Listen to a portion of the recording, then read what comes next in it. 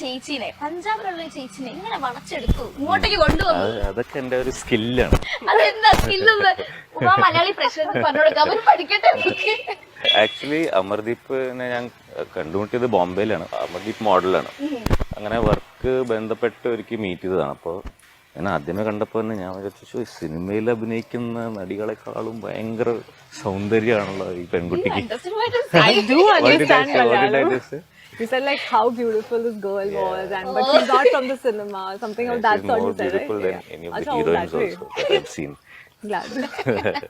So, അപ്പോൾ എനിക്ക് സത്യം പറഞ്ഞ അപ്പൊ തന്നെ സ്വാഭാവികമാണ്.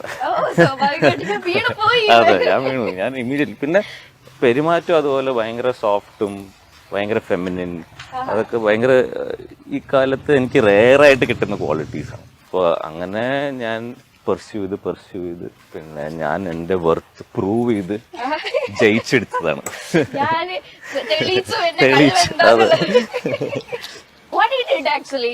Nothing. He was just being himself, which is, I think, the main highlight of our relationship is that we were ourselves throughout the pursue wala phase bolo. Yeah, even when we started our relationship, we were just ourselves.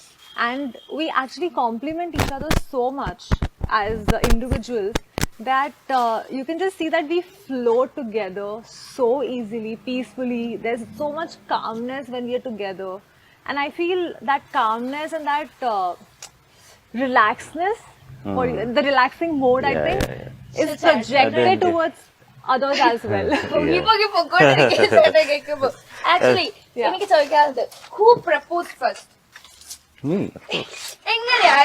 It should always be a boy who should propose. I'm all into that thing, I think. Propose എന്ന് വെച്ചാൽ ഞാൻ അങ്ങനെ ഭയങ്കര formal ആയിട്ടൊന്നുമില്ല. ഞാൻ എന്റെ feelings വളരെ വ്യക്തമാക്കി.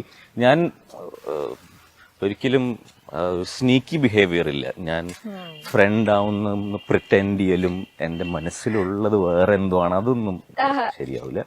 അപ്പോ ഇതാണ് എനിക്ക് എന്റെ ഫീലിംഗ്. ഇത് ഓക്കെ ആണെങ്കിൽ ഓക്കെ, അല്ലെങ്കിൽ നോ പ്രോബ്ലം. എന്റെ ബാഡ് ലക്ക്. ചേട്ടന്റെ പടങ്ങൾ കാണുമ്പോഴായാലും ഭയങ്കര ഒരു ടഫ് ലുക്കിംഗ്, ഭയങ്കര ഒരു സംഭവമാണ്. Which side do you like, villain or romantic?